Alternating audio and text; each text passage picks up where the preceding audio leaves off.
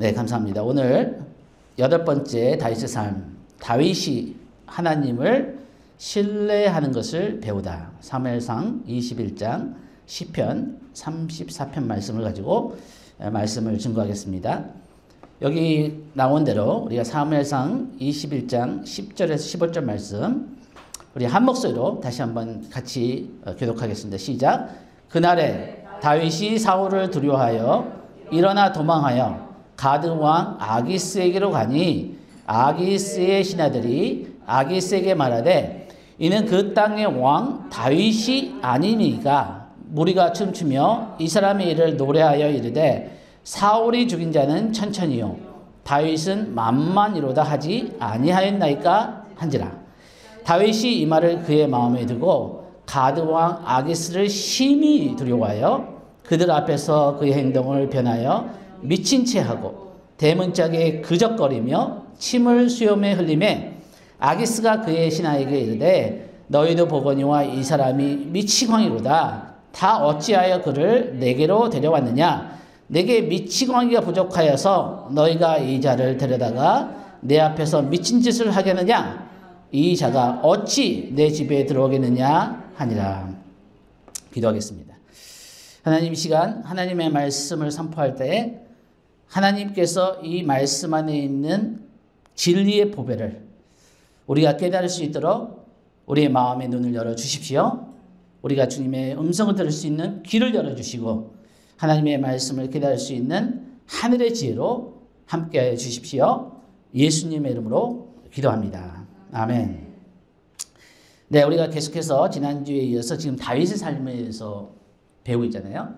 네, 여러분 기억나시지만 잠깐 복습을 하면은 이 사무엘상 19장에서 이제 사울 왕이 이 약한 영의 질투와 시기의 영에 이 충만해가지고 다윗을 죽이려고 창을 던져요. 두 번째 창을 던집니다. 그래서 다윗이 이러다가 내가 죽겠다. 그래서 도망을 갑니다.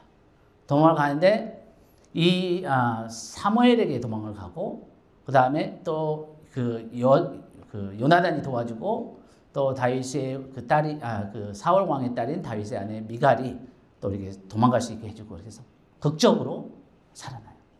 근데 여러분 만약에 여러분이 이런 다윗과 같은 상황 가운데 있었다면은 얼마나 두렵겠어요, 그렇죠? 다른 사람도 아닌 한 나라의 왕이 모든 군대와 모든 권력을 가진 사람이 그러니까 오늘 얘기하면 FBI 같은 미국 대통령이 FBI나 CIA를 통해서 나를 죽이려고 한다. 나중에 보면 3,000명의 군사들을 보내요. 얼마나 두렵겠어요, 그렇죠? 그리고 얼마나 외롭겠어요. 아무도 자기를 도와줄 수 없는 거예요. 다윗을 도와주면은 그 사람도 이제 사울 왕에게 적이 되는 거죠. 그래서 다윗이 지금 막 도망을 가는데 이제 요나단하고도 마지막 사무엘상 20장에서 이제 작별을 하죠. 그래서 막 눈물을 흘리면서 근데 우리가 끝까지 서로에게 약속을 지키자 하는 그런 약속을 하고 이제 헤어졌는데 다윗이 이제 혼자예요. 가족에게 갈 수도 없어요. 베들레헴을 만약에 자기 고향으로 가면은 자기 가족들도 위험해지니까.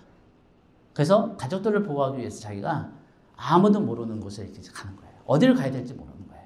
그래가지고 노비라는 데로 오는데 이 놉은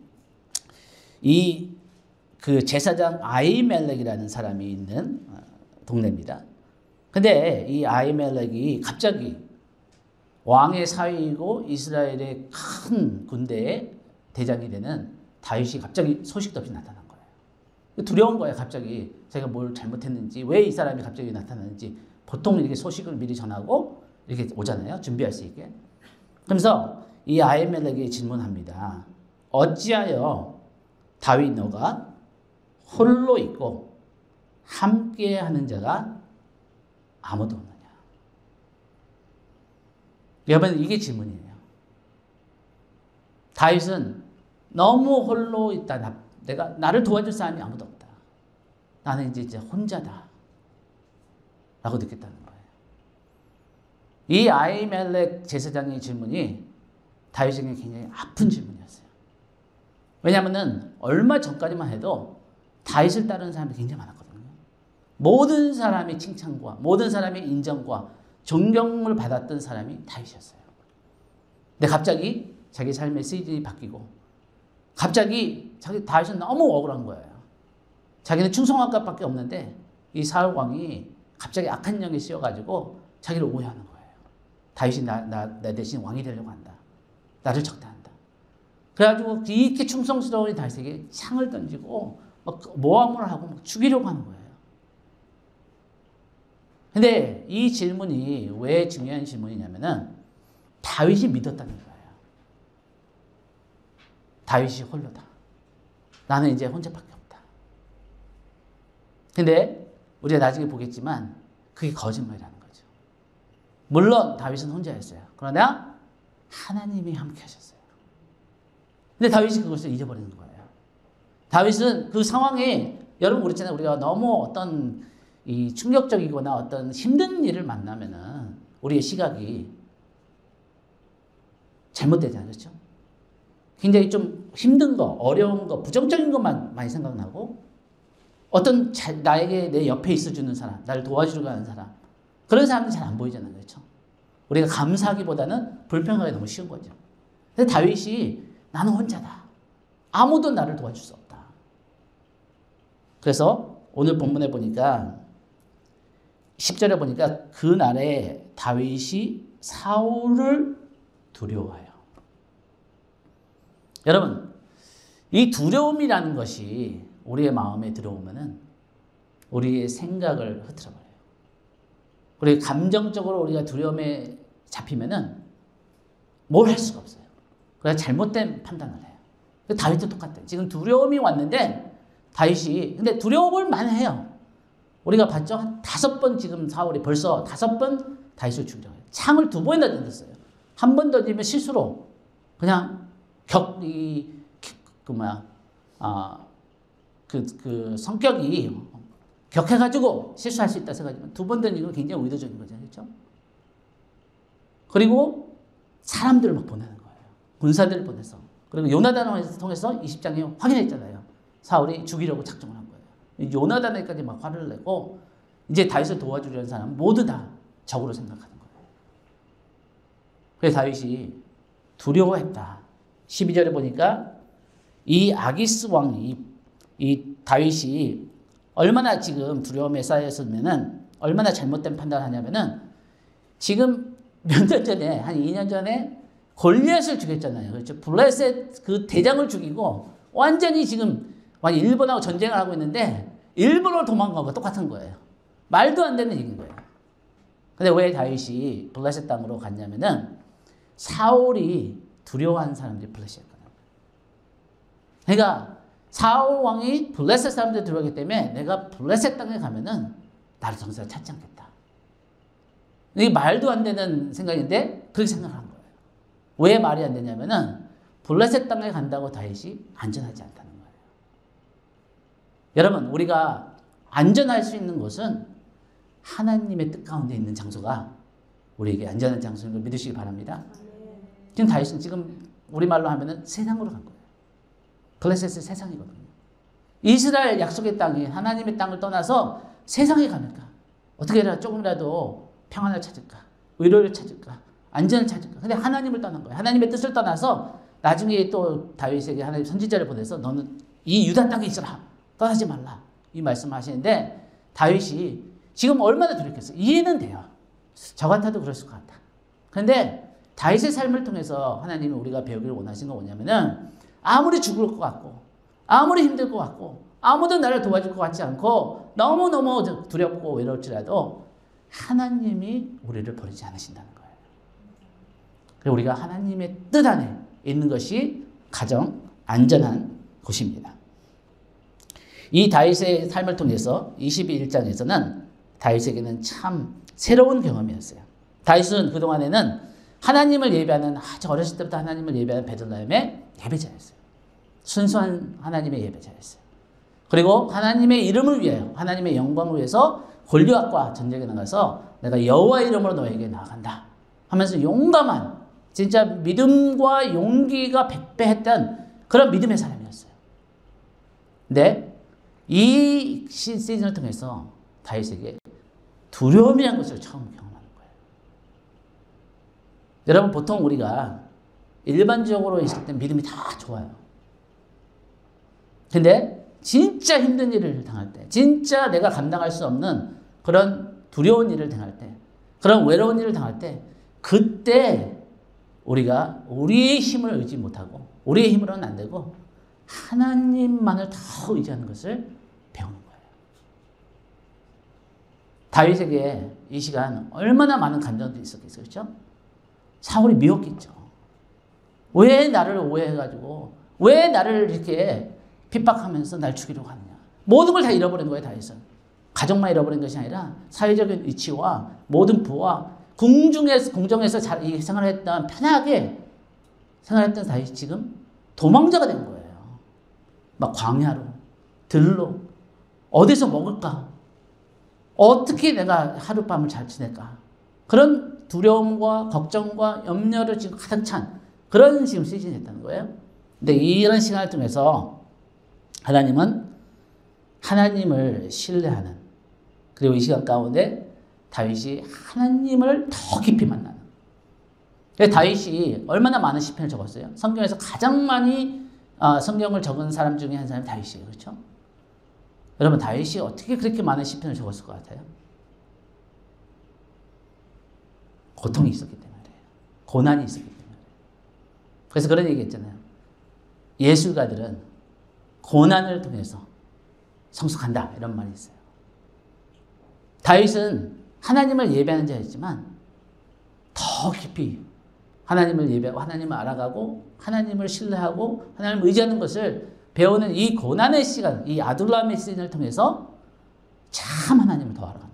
그래서 다윗이 시편을 보면 얼마나 하나님을 깊이 아는지 경험으로, 체험적으로, 머리로 아는 것이 아니라 살아계신 하나님을 다윗은 체험하고 하나님을 예배하는 자로 지금 만들어가고 있는 것입니다. 이 어려운 시즌 가운데 다윗은 하나님을 신뢰하는 것을 배우고 있는데, 여러분, 우리가 두렵고 어려운 때에도 하나님을 신뢰할 수 있는가? 이 질문이 저와 여러분에게 오늘 주는 본문의 질문입니다. 여러분, 우리가 어려울 때 하나님을 믿는 것도 너무 귀하지만 끊임없는 생명의 위협과 두려움과 어떤 이 진짜 언제 끝날지 모르는, 우리는 알죠. 조금 있으면 7년만 지나면 다윗이 왕이 된다는 것을, 사울이 죽는다는 것을 우리는 이미 스토리를 통해서 알지만 다윗은 몰랐다는 거예요. 평생 갈 것 같은 거예요. 자기가 이 자기 명이 얼마 가지 않을 것 같은 너무너무 두려운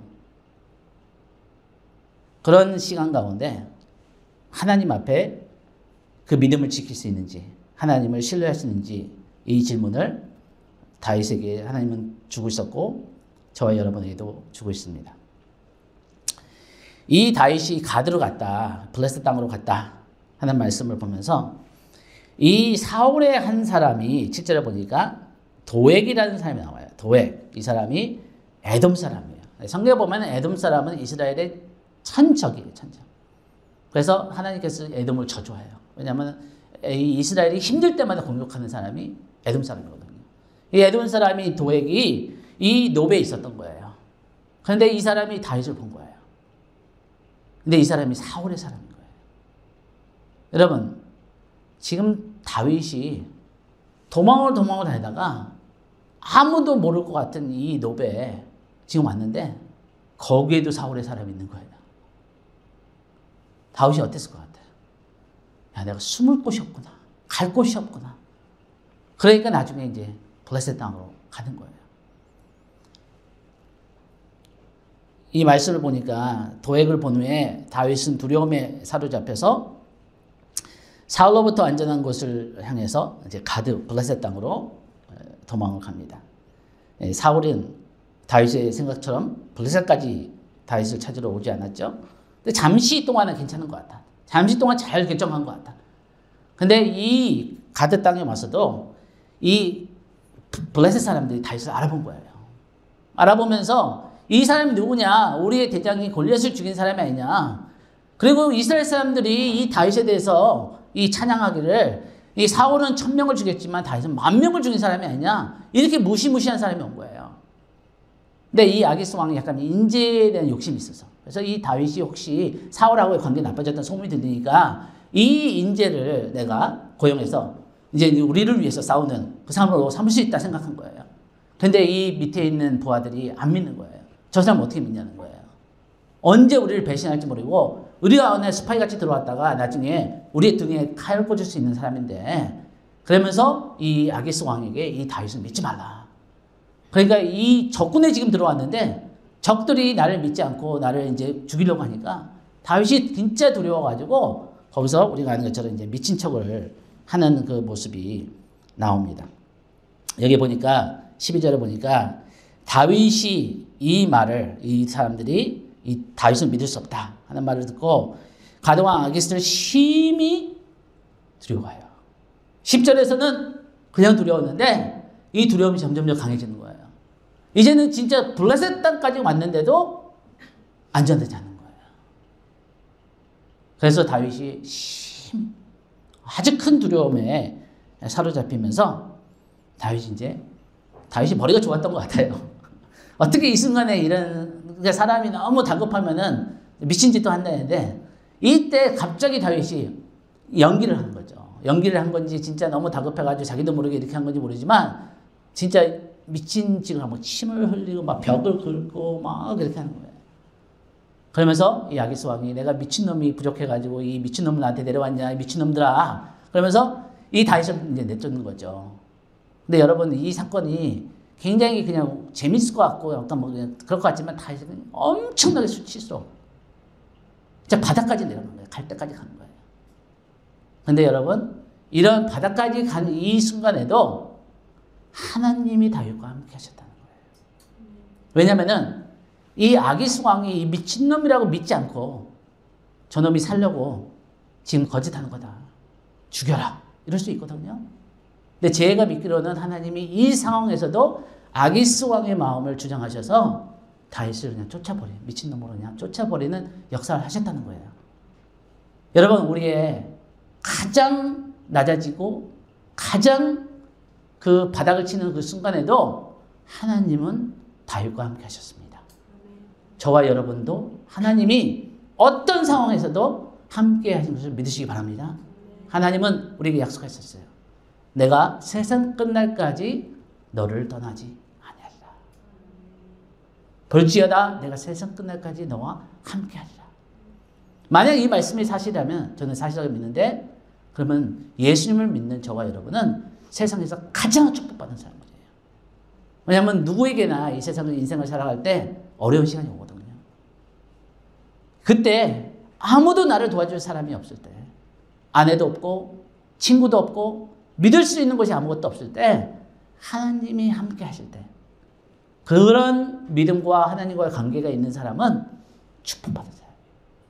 그래서 다윗은 이 경험을 통해서 하나님을 깊이 체험하고 하나님을 찬양하게 됩니다. 여러분, 지금 다윗이 지금 겪고 있는 것이 제가 볼 땐 트라우마예요. 그래서 트라우마는 사전에 보니까 어떻게 정의를 하냐면은 신체적, 정신적으로 위협적인 사건이나 상황으로 인해 겪는 심리적 외상을 뜻합니다. 표현이 참 그렇죠. 외상은 이 몸이 다치는 거죠. 그렇죠? 뭐 차 사고가 나든지 뭐 갑자기 무슨 일이 일어나는 거예요. 근데 이게 마음도 외상을 받을 수 있다는 거예요. 보이지 않는 거 보이지 그 안에도 큰 상처를 받을 수 있다는 거예요. 이게 트라우마라는 거예요.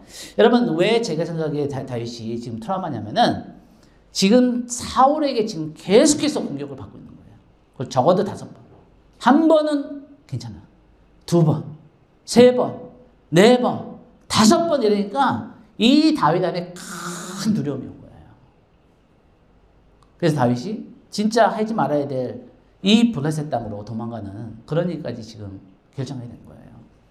이럴 때 다윗의 마음이 얼마나 힘들었을까? 얼마나 두려웠을까? 얼마나 외로웠을까? 근데 성경에서는 이 다윗이 이 트라우마를 극복한 그 얘기를 우리에게 해주는 것입니다. 여러분, 트라우마를 반응하는 사람들이 다 다른 반응이 있지만 어떤 사람은 슬픔과 분노와 불안의 심리적 반응이 있고, 어떤 사람은 이 사건이 계속해서 생각나는 거예요. 이 사울이 창을 던지면서 사람을 보내서 자기를 죽이려고 했던 이것이 지금 막 꿈에서도 막 나오겠죠. 악몽 가운데 막 플래시백이 되는 거예요. 그리고 막 사과를 연결시킬 수 있는 자금이나 상황이 이 블레셋 땅에 갔는데도 또 자기를 죽이려고 하는 거예요. 이런 이 심각한 이 트라우마 가운데 다윗이 어떻게 다시 하나님의 사람으로 일어날 수 있을까? 그것을 우리에게 오늘 시편 34편에서 얘기를 해줍니다. 여러분 시편 34편은 어떤 배경 가운데 써있냐면은 우리가 봤던 그 사무엘상 21장 놉과 가드에서 트라우마를 겪은 후에 다윗이 그 두려움 가운데 하나님을 만난 후에 쓴 시편이 시편 34편입니다.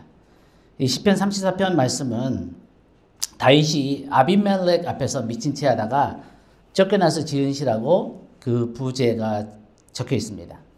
아비멜렉은 아기스 왕의 호칭이에요. 같은 왕입니다. 그래서 시편 34편은 우리가 봤던 사무엘상 21장의 배경 가운데 다윗이 쓴 시입니다.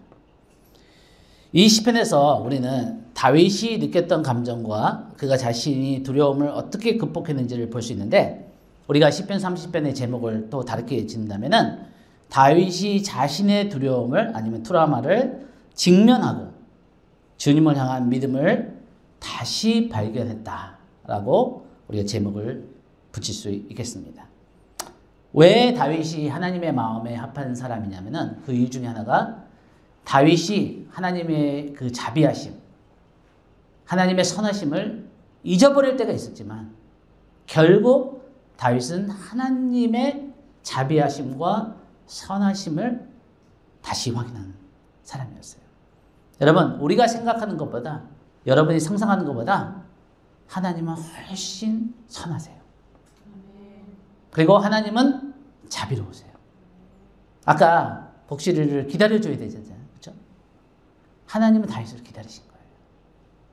다윗이 하나님을 의심하고 두려움 가운데 도망갔다 할지라도 하나님 다윗을 버리신 것이 아니라 다윗이 돌아올 수 있도록 하나님이 기다려주시고 다윗이 돌아왔을 때 다윗을 안아주시고 다윗에게 새로운 힘과 믿음을 주신 하나님의 그 선하심을 우리는 알아야 됩니다. 여러분 여기 보니까 다윗이 자신의 두려움을 직면했다.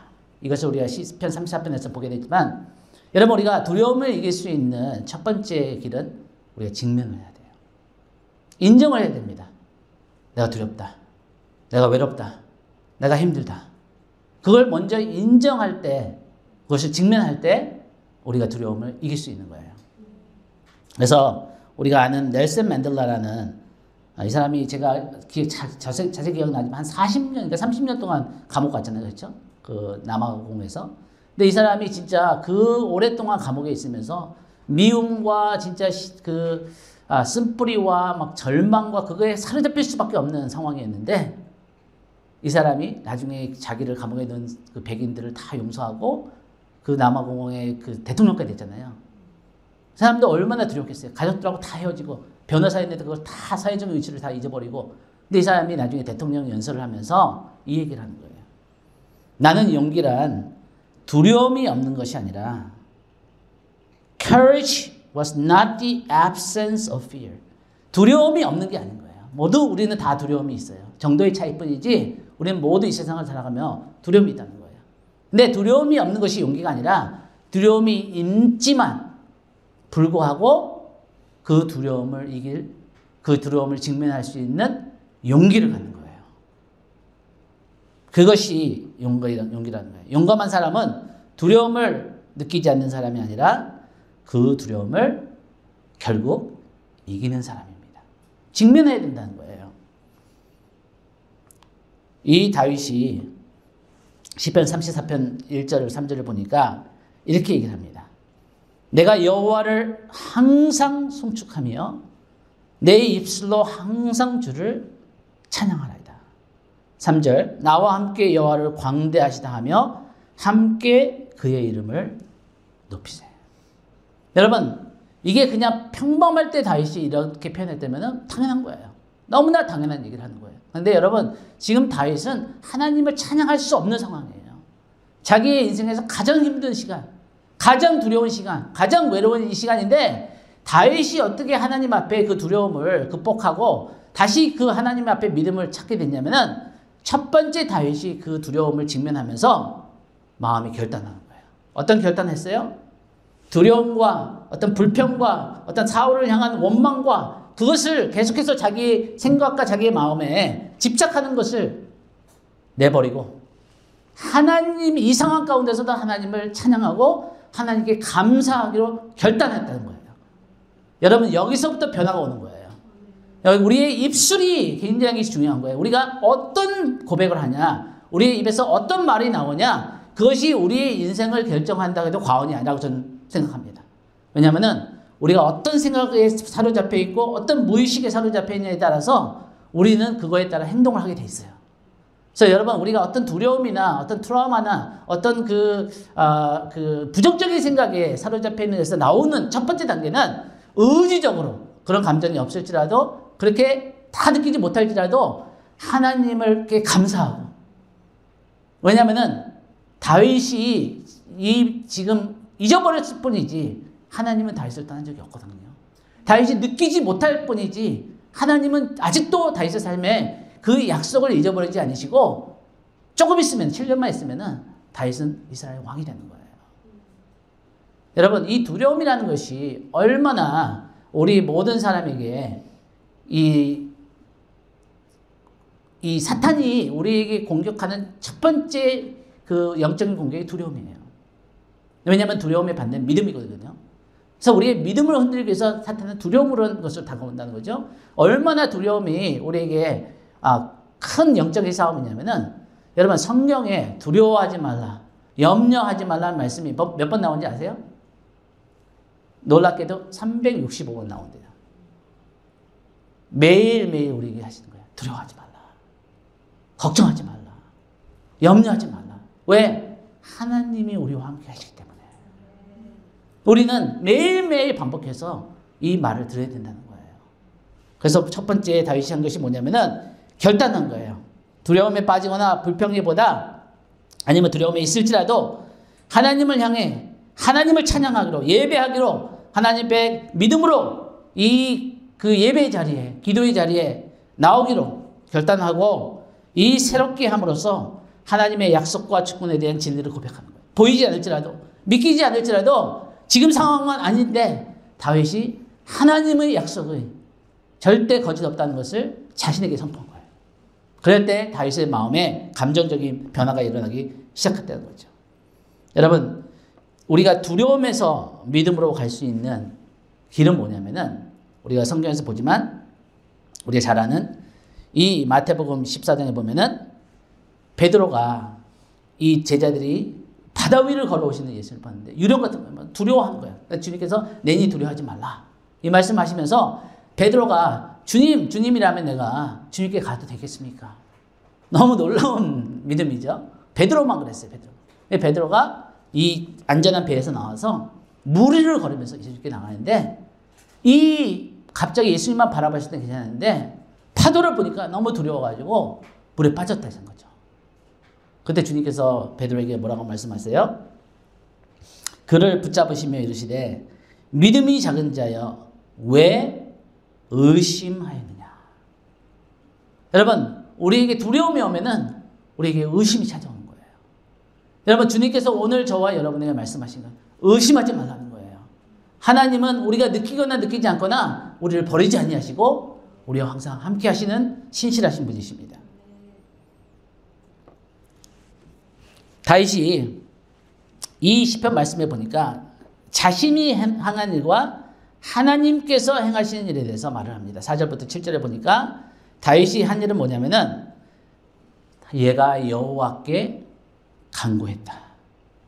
6절에 보니까 이 곤고한 자가 여호와께 부르짖었다. 근데 하나님이 하신 일은 뭐냐면은 다윗이 하나님께 간구하며 부르짖을 때 하나님은 다윗에게 응답을 하셨고 다윗을 모든 두려움에서 건지셨습니다. 여러분 여기서 중요한 영적 원리가 생기는 거예요. 여러분 우리가 두려울 때, 우리 마음에 의심이 올 때, 우리 마음에 불안이 올 때 우리가 뭘 해야 되냐면은 우리가 있는 그 자리에 주저앉고 거기에서 마비되고 있는 것이 아니라 우리가 하나님 앞에 나와서 부르짖어야 되는 거예요. 하나님께 간구해야 되는 거예요. 그럴 때 하나님이 여러분을 도와주십니다. 여러분, 기도는 생각만 하는 게 기도가 아닌 거예요. 생각만 하면 우리는 걱정과 염려와 두려움에 사로잡힐 수밖에 없어요. 근데 우리의 입술을 열어서 크게 하지 않아도 돼요. 입술을 열어서 신음소리를 내도 괜찮아요. 기도를 뭐 하지 못해도 괜찮아요. 예배 자리로 나오세요. 기도 자리로 나오세요. 그 하나님께 부르짖으세요. 여러분의 마음에 있는 모든 두려움과 염려와 그 트라우마를 하나님 앞에 쏟아 나오셔야 되는 거예요. 그 독을, 그 모든 나에 있는 부정적이고 그 나를 사로잡는 그 모든 것을 마비시키는 것을 하나님 앞에 토할 때 하나님이 그 내 안에 하나님의 평강으로, 하나님의 사랑으로 우리를 채워주실 때 우리가 두려움에서 자유할 수 있다는 것입니다. 다윗이 이렇게 합니다. 이 곤고한 자가, 영어로 보니까 곤고한 자가 뭐냐면은 this poor man, 가난한 거예요. 마음이 너무 가난한 거예요. 이 가난한 자가 하나님께 cry out 했는데 하나님이 여호와께서 들으시고, 여러분, 우리가 기도하면 하나님은 우리의 기도를 들으시는 분이십니다. 하나님은 만나주신 거예요. 그리고 다윗에게 그 모든 환난에서 구원하시는데, 여기 정확히 나오진 않지만 제가 생각할 때 하나님의 초자인 경험을 한 것 같아요. 왜냐하면 7절을 보세요. 여호와의 천사가 주를 경외한 자를 둘러진치고 그들 건지시노라. 정확하게 다윗이 설명은 안 해주지만 뭔가 무슨 일이 일어난 거예요. 천사들이 방문이 있었던 거예요. 예수님도 40일 금식한 후에 아주 힘이 빠지셨을 때 천사들이 와서 그를 수종들었다 그래요. 여러분, 우리 눈에 보이지 않지만 우리가 하나님 앞에 기도하면은 하나님께서 우리에게 천사들을 보내셔서 우리를 도와주시는 것을 믿으시기 바랍니다. 네, 그래서 하나님은 우리에게 부르짖으라고 말씀하세요. 또 이 시편 34편에 보니까 다윗은 자기의 경험을 통해서 후손들에게 뭐라고 그랬냐면은 하나님을 경외하고 두려워하라는 거예요. 여기 시편 34편 11절에 보니까 너희 자녀들아 와서 내 말 들으라. 내가 여호와를 경외하는 법을 너에게 가르치리라. 여러분, 여기 보니까 여호와를 경외하는 것이 뭘까? 여호와를 경외하는 것이 하나님을 두려워한다는 것이 아니에요. 여호와를 경외하는 것이 뭐냐면은, 제가 경외하는 것을 좀 가르쳐 드릴게요. 경외한다는 것은 뭐냐면은, 이 영어로 보면 fear of the Lord지만 원어에 보면은, 그 히브리에 보면은 이게 두려움이 아니라 여호와를 인정하는 거예요. 여호와를 존경하고 여호와를 신뢰하는 거예요. 하나님의 절대적인 주권을 인정하는 것입니다. 나의 삶에 일어나는 모든 악한 사울과 모든 다른 사람에 의해서 일어나는 것 같지만 그 모든 상황을 통제하고 그 모든 상황을 통해서 결국 하나님의 뜻을 이룰 수 있는 하나님의 능력과 하나님의 지혜를 신뢰하는 거예요. 그리고 하나님의 선하심과 하나님의 그 모든 온전한 뜻을 전적으로 인정하고 믿는 거예요. 여러분, 이 하나님을 경외한다는 건 뭐냐면은 하나님은 살아계시고 그 하나님의 백성들을 향해 신실하게 약속을 지키신 하나님을 믿는 것입니다. 여러분, 하나님이 살아계신 걸 믿습니까? 그 하나님은 여러분의 삶에 어떤 상황 가운데서도 결국 하나님의 선하신 약속과 뜻을 이루시는 신실한 분인 것을 믿으시기 바랍니다. 그것이 여호와를 경외하는 거예요.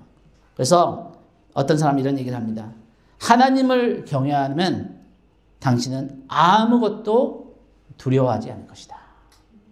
왜냐하면 하나님이 함께 하시는데, 하나님이 통제하시는데, 하나님의 주권과 하나님의 선하심이 나와 함께 하시는데, 만약 그것을 내가 믿는다면 여러분, 우리 어떤 상황 가운데서도 두려워하지 않을 수 있습니다.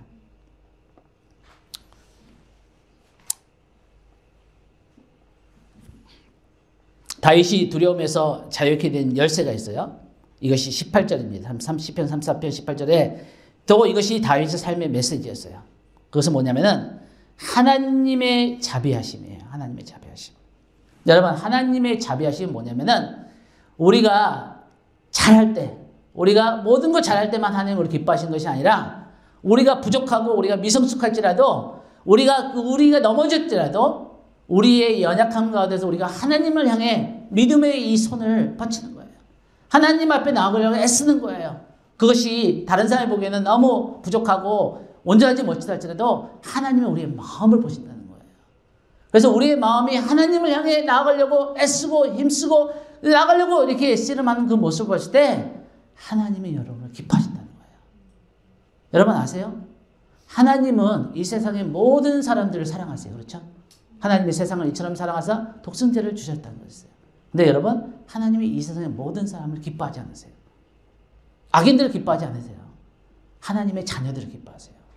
근데 중요한 건 뭐냐면은 하나님은 우리가 잘할 때만 우리를 기뻐하시는 것이 아니라 우리의 인간의 부모들은 우리가 잘할 때만 우리를 기뻐하실지 모르지만 하나님은 우리가 부족할 때도 우리가 연약할 때도 그런데 우리의 마음이 다윗처럼 하나님을 향해 그 미친 짓을 하고 모든 수치와 모든 두려움 가운데 도망가는 다윗이 그러나 결국 하나님을 향해 다윗이 결단을 하고 하나님을 이렇게 감사하며 하나님께 간구하며 부르짖으러 나왔을 때 그 비참한 다윗의 그 삶을 보면서도 하나님은 그 다윗의 마음을 보시고 기뻐하셨다는 거예요.